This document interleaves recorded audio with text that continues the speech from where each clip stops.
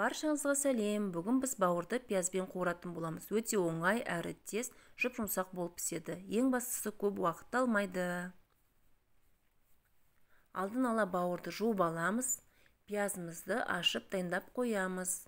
Мен мына жерде қой етінің бауырын алдым. Өзіме керекті мөлшерді турап аламыз. Қалғанын пакетке салып, тоңазытқышқа сақтап қоямыз. Бауырдың бетіндегі пленкасын алсаңыздар болады, және қатты жерлерін кесіп алып тастайсыздар. Бауырды өте үлкен емес, кіші емес, орташа етіп тураймыз. Және тураған кезде жіңішке қалың етпей, орташа етіп турап шығамыз. Бәрін біркелкі етіп. Осылай етіп турап шығамыз бәрін. Турап болғаннан кейін бауырымызды енді пиязды дайындаймыз. Пиязды ортасынан бөліп, орташа етіп турап шығамыз біркелкі етіп. Және бір пиязды әсемдік үшін мен домалақ етіп турап шықтым. Пиязымыз дайын. Ендігі кезекте бауырды алып, үстіне ұн себеміз. Ұн себе отырып, жақсылап араластырамыз. Осылай дайындап аламыз бауырды.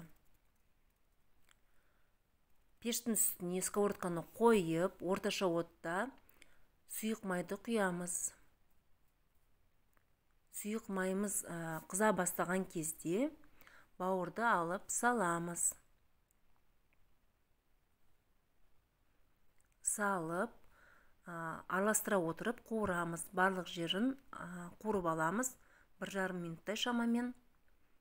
Жақсылап қуырып алғаннан кейін үстіне пиязды саламыз. Пиязды салып қуырамыз. Үстіне тұзды, бұрышты салып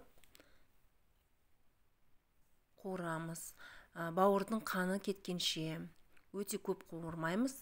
2-3 минуттай қуырып аламыз. Бауырымыз дайын. Ұнап жатса лайк, подписка, қоңырау басуды ұмытпаңыздар. Бауырды өте ұзақ уақыт қуыратын болсаңыздар, қатты болып піседі. Сол үшін аз уақытта пісіретін боламыз. Енді тарелкамызға салып әсемдедім осылай. Сіздер де осылай етсеңіздер болады. Қасына гарнир қойсаңыздар болады. Күріштен, гречкадан немесе картоп пюресінен. Жұп-жұмсақ болып пісті. Астарыңыз дәмді болсын. Каналым ұнап жатса, тіркеліп қойыңыздар міндетті түрде.